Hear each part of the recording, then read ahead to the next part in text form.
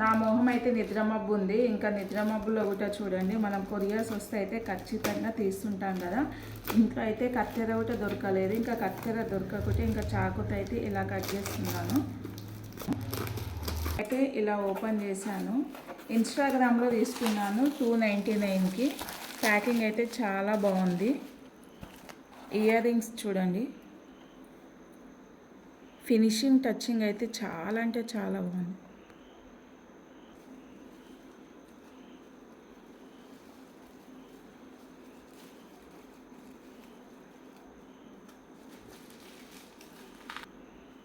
చూడండి ఫినిషింగ్ అయితే సూపర్ ఉంది. చాలా అంటే చాలా బాగుంది. బుట్టాలు వచ్చాయి 2.